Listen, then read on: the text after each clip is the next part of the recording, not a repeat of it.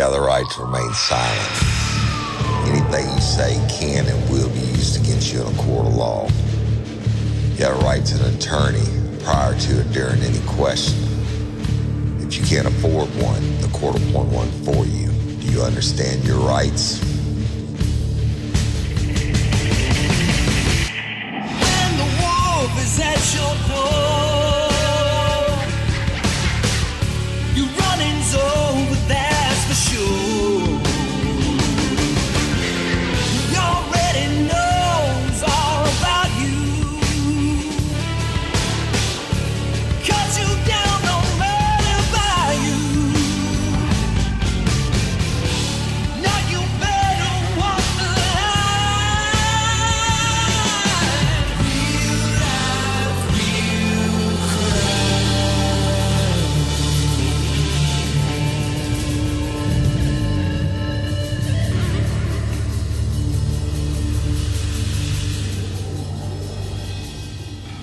Warning.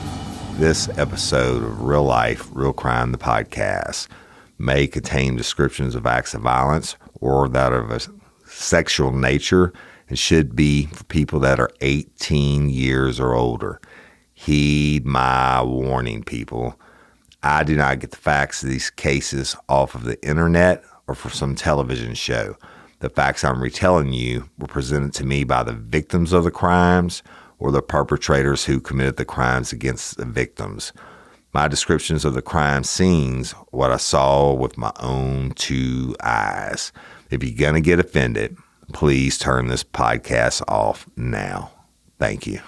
Hello, everybody, and welcome to this episode of Real Life, Real Crime, the podcast. And we're continuing the series, #Justicefor Kimberly Womack. Y'all stay tuned at the end of the show for some real life, real crime announcements. Now, to catch you up real quick, if you hadn't listened, you need to go back and listen to the first two episodes we've done on this. It appears to be, the story, can't rush it. It has to be told in chronological order. And if chronological order was shit rolling downhill, that's exactly where this case is going now, and we'll get to that. I'm still on location recording with Miss Catherine Simpson and Miss Frida Mick. When I left you last, they had been told, originally they were told there were no injuries, what have you, to Miss Kimberly Womack, and then they were told by the coroner that it was a homicide, and they get called back again to the detectives, and they tell them they're going to work it as a homicide after the fact. Now, before that, they go into the trailer. The detectives released I guess you would call it a crime scene, even they didn't know it was a crime scene at that time. The detectives released the trailer to the family. They go in, see an overturned chair, a broken lamp, or not a broken plant stand, something like that. A couple of drops of blood on the floor, go down further, and bathroom doors off the hinges, a larger puddle of blood, and then, let me back up. Supposedly, in the beginning, they told her that she had slipped.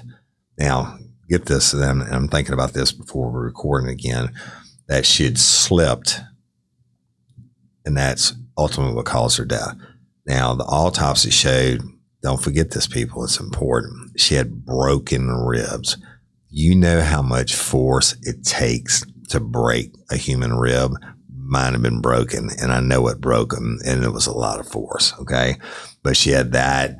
She had the straight up and down split in her forehead. She had damage to the left side of her head, a wound, and then she had a subdural hematoma on the back of her skull, and was found laying in an awkward position, naked, in a bedroom in the back. So we're going to get back into it right now. Just throwing some thoughts out there while I'm thinking. I'm still with Miss Catherine Simpson and Miss Frida Mick. They just told me about going in and getting our items out to have a garage sale, and then shortly thereafter, the trailer was bulldozed down. But what, Miss Catherine, when y'all, did you notice anything about any of the items that you took out of the house? Not until we were in full swing at the garage sale at my Aunt Frida's house. And what did you notice? A woman wanted to buy one of the large wicker chairs that had been in her kitchen. Okay, and one of those were turned over? Is that correct? Okay, all right. And as we went to sell it to her, we noticed that there was blood kind of, I don't know if I would say splattered or spattered on the back. We just noticed there was blood, so we called... What appeared to be blood. What appeared to be blood, right. Yes. And at first we called Brett Robillard, Detective Robillard, and we didn't get him. So I tried to, look up how to collect the blood and play cop. And he called back, though, and he told us that he could not use that chair because it had already crossed parish lines. I asked, can you use it as an investigative tool? If you just test this blood and it's not my mom's, then at least you know where to go or who to look at. Well, let me interrupt you on that. And of course, I have no direct knowledge. I wasn't there, and I'm not inside the detective's mind. But I totally get what he's saying across parish lines. Any defense attorney would have a field day with it, saying it could have been Joe Blow's or whatever. But what if they take, if it's blood, they take a sample of that and they put it in the CODIS, the DNA database, and what if it comes back to some type of rapist or something that's in the area at the time? And what if, and don't tell me what was done yet, but what if they do a rape kit, they did a rape kit on your mama and it comes back to match that person's DNA? But you're telling me, he said, not interested, basically. Absolutely. Okay. All right. And then what happens after that? After that, we tried to gain media attention towards my mom's case. I didn't have a death certificate or the autopsy report or anything claiming homicide. So here I am going to these reporters saying, the police say accident, but I say homicide. But they, make sure we have this correct. You're saying you're going to the reporters and saying accident, but you already knew it was homicide because they told you it was homicide. Right. I was telling the reporters, the police told me accident, but it's a homicide. But police told you, you told me that the police told you it was a homicide, or they were investigating it as a homicide. Right. Now they have. But I was still, trying to get through to the reporters that they had lied to me at first, that something fishy was going on. I got you. So you're what you're saying is what you told me earlier. Right. They told you initially she hadn't been touched, basically, and then they come back and they tell you. Yes. They lied. Right. That according to what you're saying, they lied to you straight up, and you were there, Miss Frida. Oh, they lied to y'all, and or if they found out more information, they had to bring you back in and say, we're investigating until this we homicide. got the copy of the death certificate and it stated homicide. They weren't doing much of anything. Nothing. But when we got that, then they went back and swabbed my sister and I. And well, let's talk about that. So at what point did you decide to go to the media? After I spoke with ADA Clayton, and I realized from that phone call that no one was going to care about my mom. And that's when he told you her lifestyle. She died due to the way that she lived her life. He didn't say lifestyle. Okay. That gets said a lot, but what he said was verbatim, she died due to the way she lived her life. But I mean, if at that time it was an accident, he said it was an accident. I mean, if you say she died the way she lived her life, I mean, is he implying that she fell down all the time? Right. What is that? Right. Yeah. Right. Okay. I'm gonna leave that alone because that wasn't part of it. But so at some point you go to the media. What different medias did you try to contact? So many. WBRZ, WAFB. I mean, anybody with an investigative everybody Nobody in the had local any area. interest. And y'all, Pointe Coupee is like Livingston Parish or East Feliciana, West Feliciana Parish. They cover what the Baton Rouge news channels cover those areas. Now, when I was a kid growing up in Clinton, we got 2.5 out of the 3 channels. There was an ABC affiliate, CBS affiliate, which came in good, and then in NBC sometimes would come in 30 would come in sometimes it wouldn't.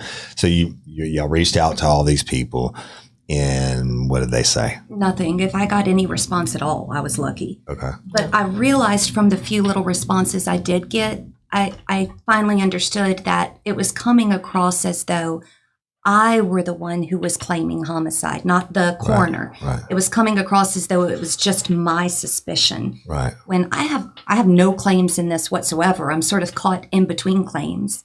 But that's how it was coming across, and I couldn't get any media attention. And I'm in the media's defense, and a lot of people, I've been unfortunate to work probably 1,000 suicides, and 99.9 of them are legit, and a lot of times, or even accidental deaths, family members just don't want to believe their family. Right. And there's 7 stages of suicide.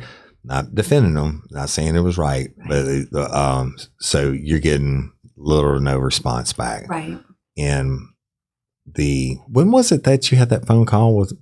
He's now the district attorney, but then back then was assistant district attorney Tony Clayton.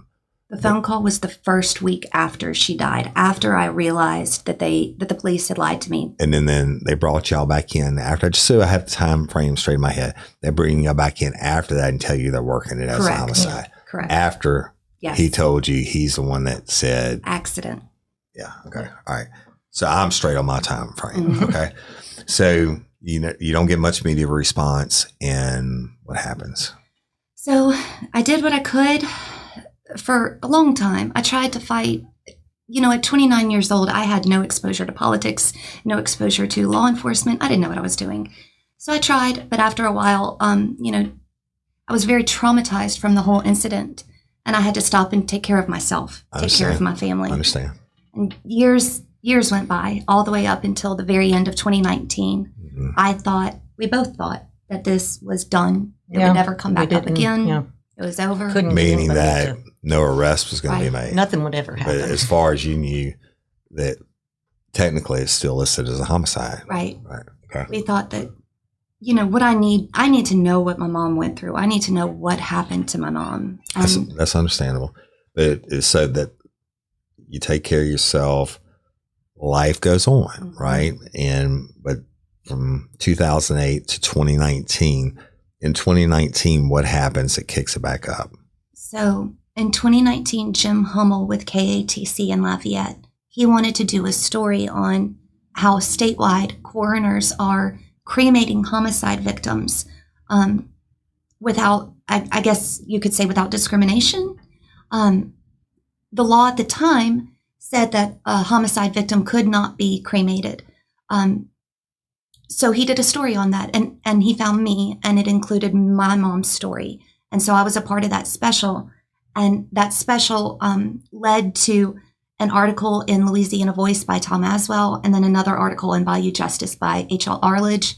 And at that point, I got a phone call from ADA Tony Clayton. He called me and said, "What is it that you want? What do you want us to do?" So I scheduled a meeting because I didn't want to be tricked again. I scheduled a meeting and I hired an attorney to come with me. I didn't want to be tricked. They know more than I do about all of this. And I'd already been tricked once. So we set up a meeting in March of 2020.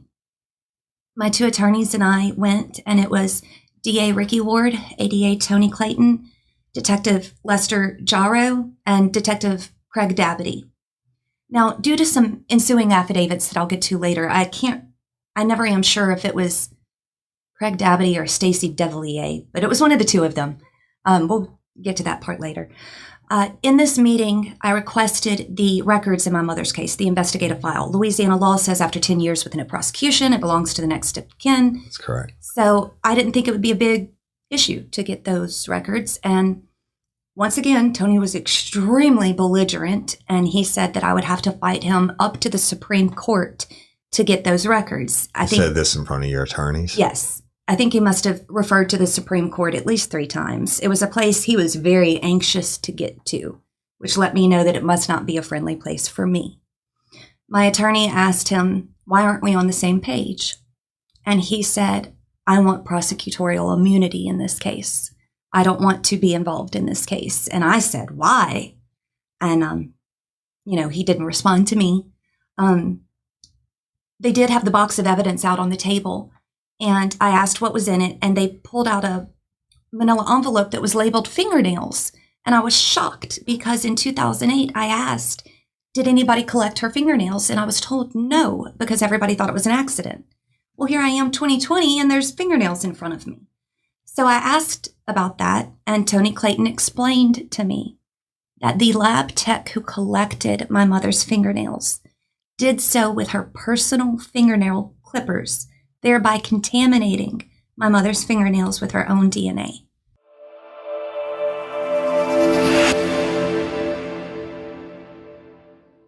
Hey, y'all. I always hated doing my shoe shopping online. When I get them in, I never knew if they were going to fit. And if they didn't, or if I didn't like them, what's the return process, right? Are they going to charge me to send it back? Well, then I found Rothy's. Rothy's takes the guesswork out of shoe shopping with comfort right out of the box, and super and easy and free returns and exchanges.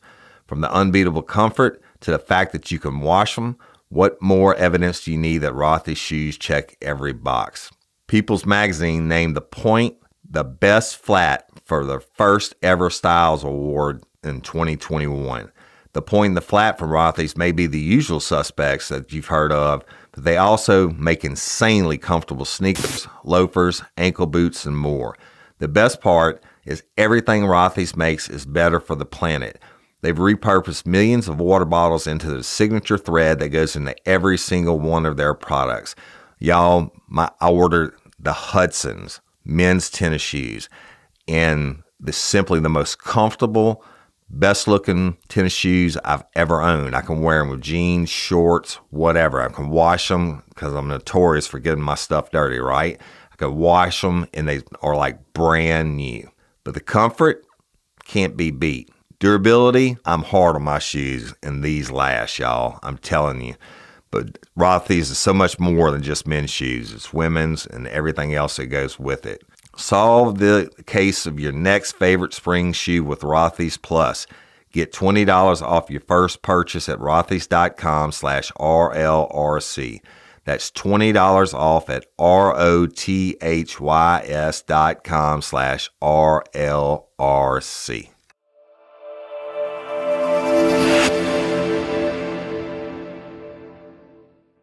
So, And did he show you a report of that, or he just told you? He that? just told me. Let me go back, y'all. The fingernails would have only been collected most likely at the autopsy. All right. If they believed it was a homicide, and if I'm working the case, I believe there's broken fingernails or whatever, then I would bag her hands before I put her in the body bag and seal it to maintain the chain of custody. You open it, and then the first thing you're going to do is take the bags off the hands, shake them out, see if there's anything in it. There's not, then you cut the fingernails, and they can do scrapings or whatever they need to do. The fact that they did any type of fingernail stuff at all you don't do it. They could scrape underneath them, but that's neither here nor there. He's telling you that point is moot because some lab tech screwed it up. Right. So they then played the 911 call. They allowed me to listen to that, which I'm extremely grateful for. And they tried, DA Ricky Ward and ADA Clayton together told me that they would have no problem prosecuting a police officer. In fact, did I know that they had found my Uncle Tommy's cell phone on the floor next to the bed my mother's body was found on? I did not know that. And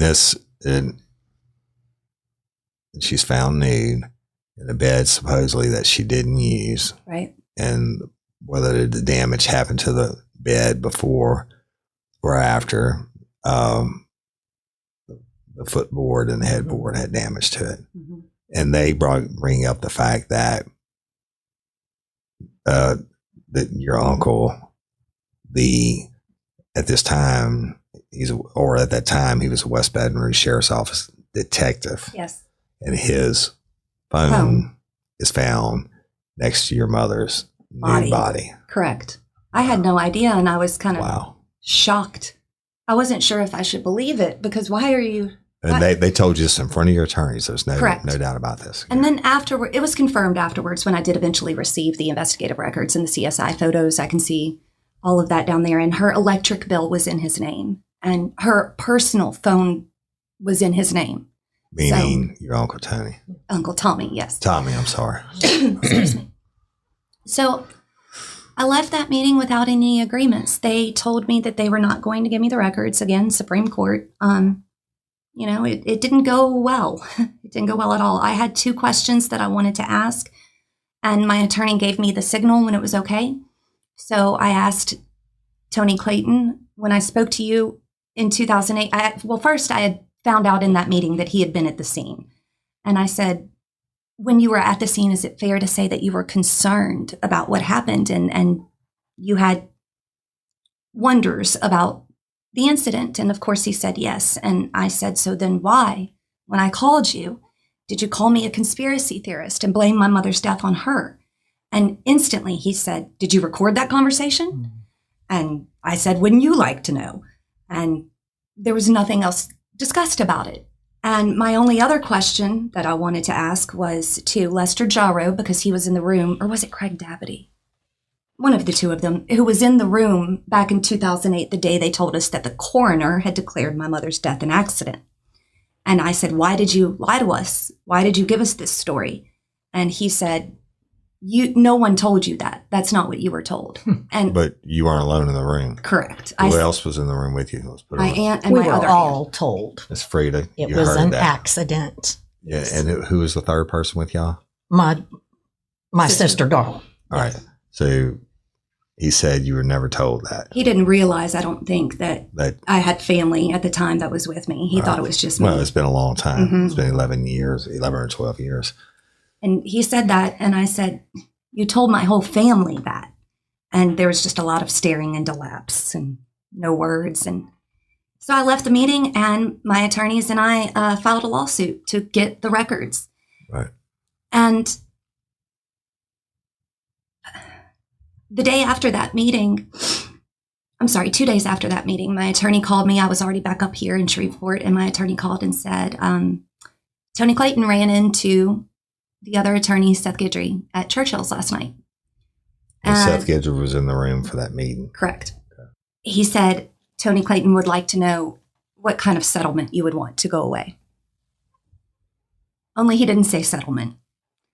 And I became extremely angry. What? Because I have to interrupt you, sweetie. What did he say? Tony wants to know how much money you'll take to go away. That's what your attorney told you. Correct. And I was livid. I said, I don't want his money. I want his downfall. And I asked if we could behave as though we are amenable to that and catch him in it. Well, they weren't up for that. I never heard about it again. Okay, so I'm going back again. Your attorney, Seth Guidry. Well, I'm sorry. So what's his name? Art Smith. Art Smith calls you and says, Seth ran into Tony at Churchill's last night. so Seth told Art. All right. Was Seth in the room for Yes. the meeting? He was. So he's one of your 2 attorneys. Correct. So he tells Seth or asks Seth how much money. Say it again for me. How much money does she want to drop all of this and go away? And what do you think the attorney said? That he would call and ask me. And I was furious. Absolutely furious. I want the records. I don't want any money. I want the records. I want to know what happened to my mom. So that was the last I heard about that in particular. But what happened was we did file the lawsuit. And I guess because Tony knows the law is black and white, he went ahead and handed over a CD to me that he called the complete investigative file. And it's a very large file, so it took a long time to go through it. Only recently did I look at further court paperwork. Actually, someone pointed this out to me, that after that meeting, there was paperwork filed and affidavits signed by the two detectives who were in the room that day, they both signed affidavits claiming that I was never denied the records, that it simply took a long time to get them to me due to COVID, but that Tony had never told me, no, I couldn't have them. But you had to hire 2 attorneys to go in. When was it that he told you that you couldn't have them? Right. He said, you cannot have them. So I hired the 2 attorneys, filed the suit. And then before we got to court, he went ahead and handed over a CD. I realize now, after going through it all, that there are documents referred to that aren't in there. There are interviews referred to that aren't in there. There's polygraph results that are referred to that aren't in there. I don't have everything. I feel as though I can say that as a claim and it not be questionable. I don't have everything. I was not given everything. So you're saying there's numerous items that are listed, yes, that are not inside the file. Absolutely, yes. After I went to court, I went to court after being handed that CD because I wanted to get everything on public record. I wanted to try to get as much as I could on public record. The coroner was there to testify me. I subpoenaed Brian Doucette. I had subpoenaed the deputy coroner. You know, I wanted to get as much on public record as I could. Right. But because Tony had already handed over the CD to me, the judge just dismissed everything right off the top. So no one got to testify or anything. And this was in Pointe, Coupee? Mm-hmm. Yes. Yeah. So after that, after we left court, I had the CD and I contacted the Cold Case Foundation. They are different types of law enforcement who volunteer their time on cold cases. And where were they out of? I know they're all from all over, but Yeah. tell the listeners, The how did you find them and get in contact? Yes, I found them on the internet. There's actually quite a few cold case organizations, which is very exciting to discover. I went to the Cold Case Foundation, and I picked that one because John Douglas, the original FBI profiler, yeah. I have his books. Me too. I loved his books. He's great. Yeah. He had founded it, and so his name attached to it meant a lot to me. Right. So I contacted them. It felt like a Hail Mary pass. Like, what are the chances of this? And they called me and they said, we want to work your case with or without anyone's cooperation. Wow. And it was, and this was, what year was this? This is going to be August of 2020. Okay. Yes. August of 2020. And they warned me that they would work slow. Right. I didn't think slow meant 2 years. Yeah. but you only get one bite of that. Right. 14. And Yep. This Yes. is going to sound really, really harsh, but your mom's not going to get any more dead. You're right. Right. You're So- right. And I've told them I waited 13 years. I can wait another. It's okay. They keep Right. apologizing for how long it's taking, but it is okay. I didn't expect it, but it's okay. Right. So I let them take over, and it was 7 months ago that I started the Facebook group that I started to try to expose corruption. And I listened to your podcast with Mary Pusho, and I saw the similarities in my own mom's case. And so I called Sergeant Lambert, the detective who had been assigned to my mother's case, and I called Sheriff Thibodeau to talk to them about it. When I first brought in the cold case organization, the cold case team is what I call them. Yeah, tell me what they did about that, because you had told me briefly about some Zoom calls and Yeah, stuff. I accidentally skipped over that's that. okay. Let's talk about that. I was going to bring you back to it. Let's talk about that before you get to the Sure. other part. So the cold case team comes on. They say, "Hey, we're going to work slow." And then we get that. So, but the work that they did, tell me what they did. So first, they had Zoom conference calls with me and with Sheriff Thibodeau. Sheriff Thibodeau is the sheriff of Pointe Coupee Parish now, y'all. And he was very welcoming. He said he would love to have a joint investigation, and he is more than willing to help them and provide them with what they need. And obviously, he probably looked them up and established their credibility, right? Otherwise, you're not going to open up to anybody on a case like that. He didn't mention. I know. I'm saying, from my standpoint, if I was a Right. sheriff, I would have my people look them up, and I know they're legit. Otherwise, I'd tell them to go pound sand. Yeah. Or I'd say she's crazy. Right? Okay. That's when he assigned Sergeant Lambert to the case, was when we were having the Zoom meetings with the cold case team. And I went and met Sergeant Lambert, and we went over a few things. We had one discrepancy between us when he told me that when the coroner responded at the scene, that at the scene the coroner had called it an accident, and I had to pull up the paperwork and show him where that wasn't so. At the scene, he had actually called it a homicide. But aside from that, it was a very simple meeting. Didn't go very long. And I went back home to wait, see what's going to happen. 7 months ago, I started to get a little impatient, and I made that Facebook group. And then in December, I called Pointe Coupee Sheriff's Department. I spoke to Sergeant Lambert, and I spoke to Sheriff Thibodeau. And they both told me that the cold case team had concluded accident and were done with the case, which sent me through the roof. So I called the cold case team, which I've never done before. I've never just called them up out of the blue. So, they knew something was up. And I said, why didn't you call me? Why didn't you tell me? Is this true? What happened? And they said, that is absolutely false. We have not decided accident. We are not done investigating. We are close to having some reports in from the final examiners, and we will be ready to have a meeting with you to discuss the next steps, which prior they had said the next steps may be doing some interviews here. I don't know. But they did say none of that was true. Okay. So you've been told by the sheriff. Let's start with the sheriff. Sure. Okay. And so you call the sheriff and you have a phone conversation with him. Yes. And y'all, instead of Catherine telling me, you actually have a recording of this phone conversation. Is that correct? That's correct. All right. What we're going to do now is we're going to play it for you so you can hear it as it actually went down.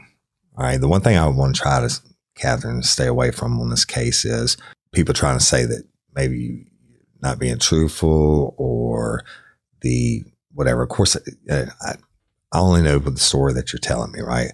But this phone conversation is not made up. Obviously, I'm not saying that you made anything out. I don't believe you do, or I wouldn't be doing this. So what we're going to do now is we're going to play this. Y'all listen to it. And then I'll have a comment.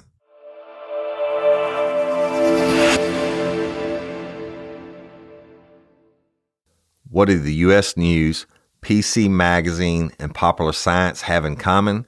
They all rank Simply Safe Home Security as the best home security of 2021. In fact, U.S. News just named Simply Safe the best home security of 2022 as well. Y'all, I have this in my home, this system. First of all, it's easy to install. I have the outdoor cameras. It's monitored by professionals. But what I love, I have indoor cameras also, so I can watch what's going on in my house. Especially, I have one over my gun safe and my money safe. So I get an alert anytime anyone goes into that spot where they're not supposed to be. Simply Safe products protect your whole home around the clock, every door, window, and room. It's backed by the best 24/7 professional monitoring in the business, ready to dispatch police, firefighters, or EMTs to your home. With a comprehensive set of sensors and cameras, including the all-new wireless outdoor security camera, you always know what's going on inside and outside your home. Simply Safe is less than $1 a day, and you can set it up in around 30 minutes, and it's always simple to use. There's never a long-term contract. You can even try it for 60 days risk-free to see if you like it. If you don't, send it back free of charge. Simply Safe protects over 1 million homes in the United States alone. You can customize the perfect system for your home in just a few minutes at simplysafe.com/RLRC. Go today and claim a free indoor security camera plus 20% off with interactive monitoring. Go to simplysafe.com/RLRC. That's simplysafe.com/RLRC.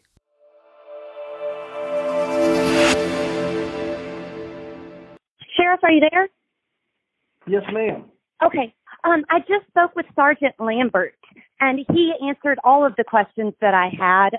He was great. All right, and what you got going on? What questions about, baby? Oh, I wanted to ask him about the DNA results from the fingernail test they had said that they wanted an extra sample from Lorraine Browning. And so I wanted to ask, the details surrounding that, because that was all it said. It didn't, say why or what it might match or anything like that. So I forwarded him that email so he could look at it because he wasn't sure. And then I wanted to let him know about one of the people involved who might be willing to talk to him now, Mark Jarrow, and he said that he was going to look into that as well. Okay. Very good. And is this about your mom? Right, yes, about my mom's case. And that is Ms. Womack? Right. Kimberly Womack? What's that? Yes, her first name was Kimberly and her last name is Womack, or was. Yes, and that was years ago, correct? Right, 13 years ago in 2008. Now, you did come see me a couple times over here, didn't you? Well, we had a Zoom meeting, but because of COVID, we weren't able to meet in person. Correct. So let me ask you this: how many? I had a call from a gentleman the other day that was and this has been a couple months ago, and he said that he and two other independent investigators had been working on the case. Are you familiar with those people? I am not. Not like just, the cold case team, yes. Oh, yes. Yeah. The Cold Case Foundation, yes. That's who was also on the Zoom call with me when we called you. It was like a conference between all of us. So what had they told you? I want to see what they told you to compare what they told me. So, I called them when I got off the phone with Sergeant Lambert, and they said that they are not done, that they have a two-pronged investigation going. They're looking at it from two different angles. They said that they're waiting on reports from medical experts, and they're going to get back with me as soon as possible. And that was really it. Well, did any of these medical experts call you and talk to you? Oh, no. I haven't spoken to any of them, no. Okay. And they had contacted me a while back. Mm-hmm. And I'm just going to tell you what they told me, this happened a long time ago, and I hope you can get a closure on it. But they're saying that they had three different independent people that examined the evidence in the forensic parts of the body.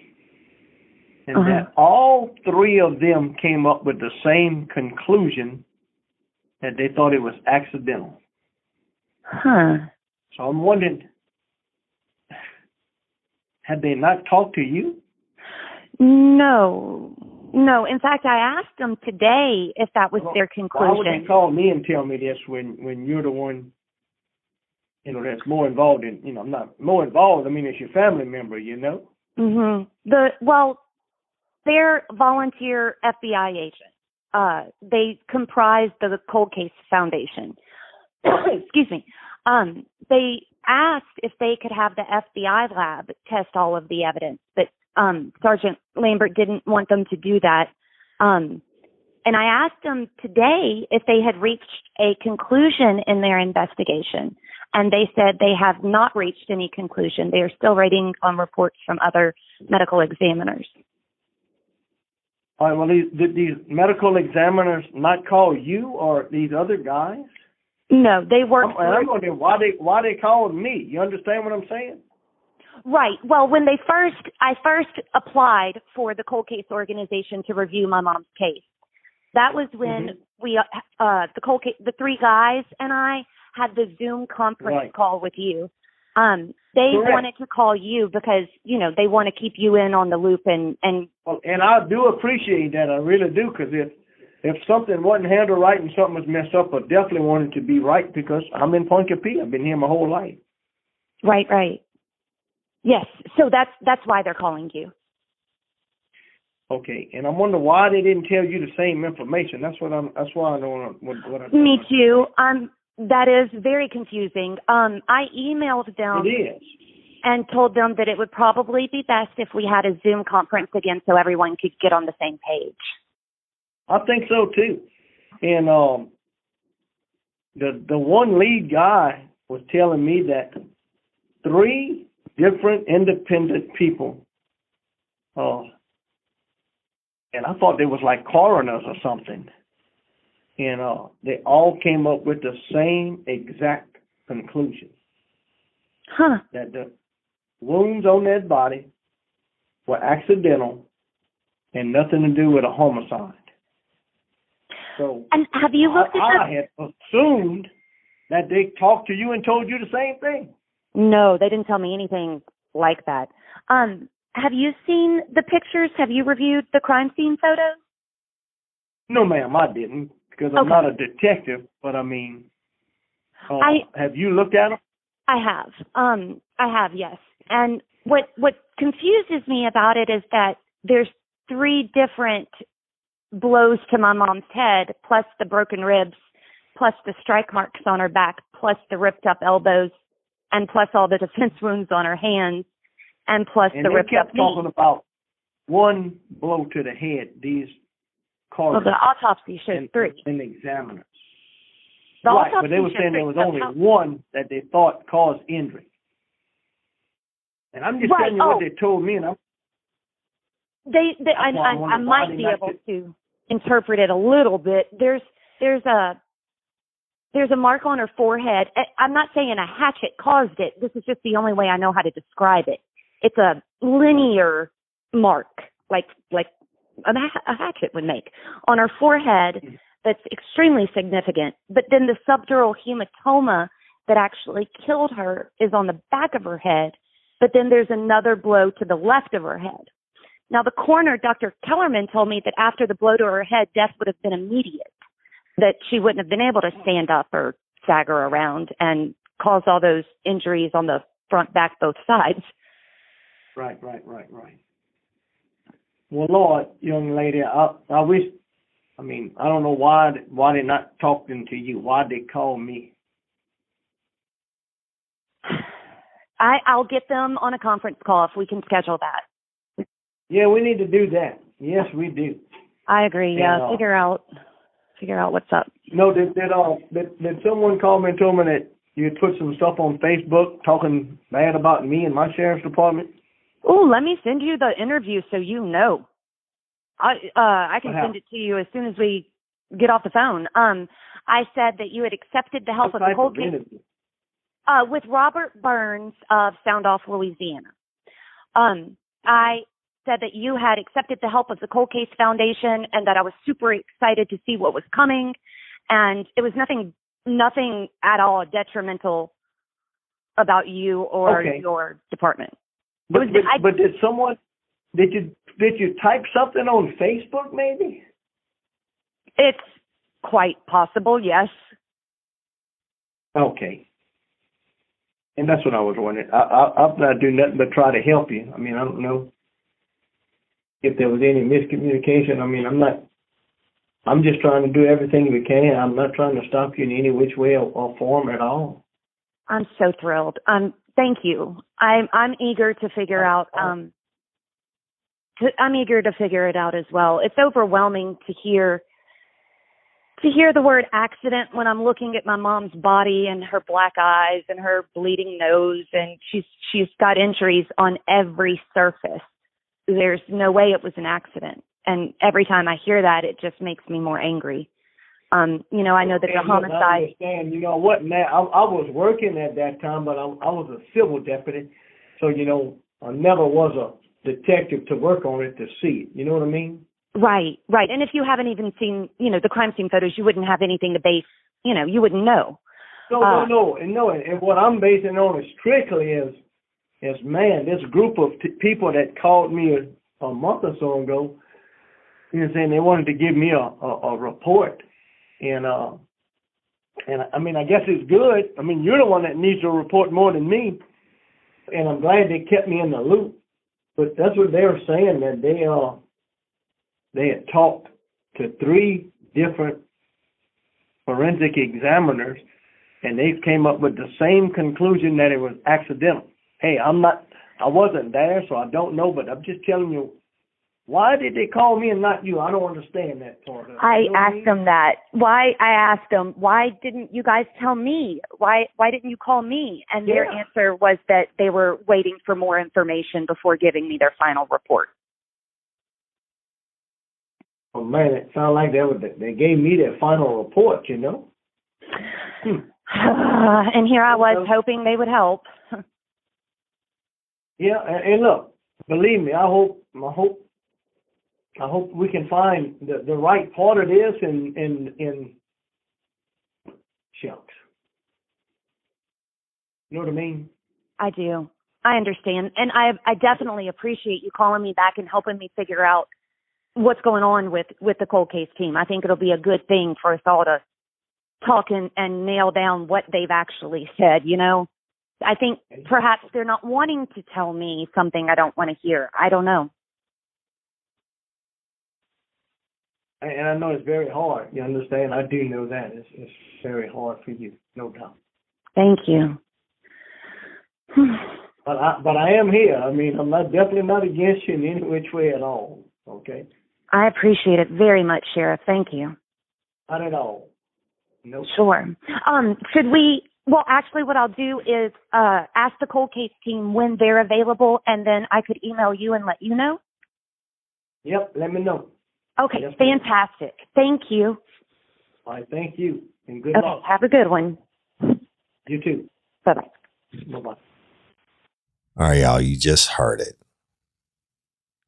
And I'm going to leave it right there for this week.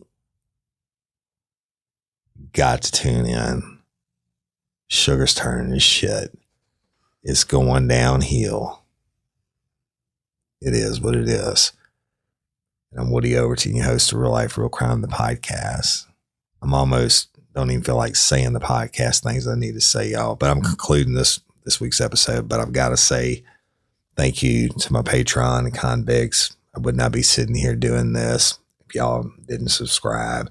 Y'all, if you want to check it out, a Patreon and convict, basically the same thing. The convicts are the subscribers through the app. There's different levels and different benefits you get, etc. But the one thing they all get is at least the raw and unscripted, unedited episodes released early, unless something happens like when we had the crew bash. I think they got it on 1 day early. But Jim Chapman and Envision Podcast Studios, they do it now, and usually you get it a couple of days early. And it's commercial free, so you don't have to listen to my national sponsors, right? You also, when I get to do it, and I got to do it a couple of weeks ago, you get full length bonus episodes of me telling the old cop stories. The last one I did was Attic, and that's actually on video, which is the first time we ever did that. But so Patreon and Convict, for those of you who don't know what it is, they're the subscribers that help this show run. And so thank y'all so much, and I love and appreciate you. All lifers, and I imagine by this episode we'll have new listeners. Lifers, an affectionate term, what I call my fans, and play on words, right? Like lifer at Angola, you're down for life. Well, my fans have been called everything from a cult to whatever, but I love and appreciate each and every one of them. The best fans in the world. If you can't be a convict or patron, I get it. I get it. And but thank you for listening and liking and subscribing. I appreciate it.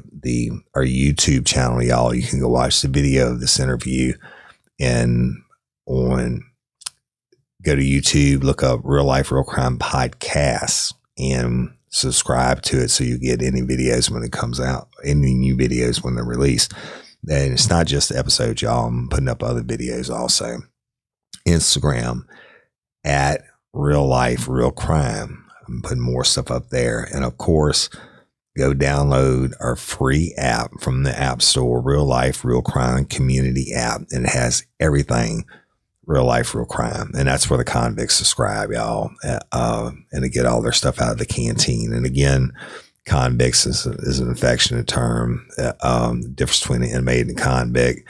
is huge. An inmate's a young punk that's in jail that always causes problems. Convicts down for a long time, and they kind of run the show, right? So it's all a play on law enforcement terms, et cetera. But I love and appreciate each and every one of you.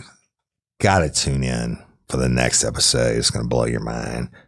And I'm concluding this week's episode. And LOPA, Louisiana Organ Procurement Agency, Give the Gift of Life site, whatever. Go sign up, people, lopa.org. And if you're a lifer from Belgium,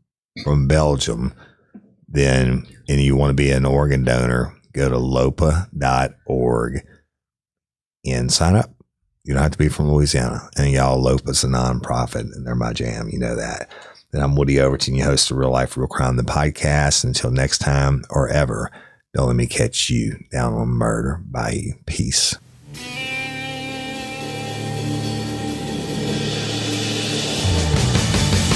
You have the right to remain silent. Anything you say can and will be used against you in a court of law. You have a right to an attorney prior to and during any question. If you can't afford one, the court will appoint one for you. Do you understand your rights?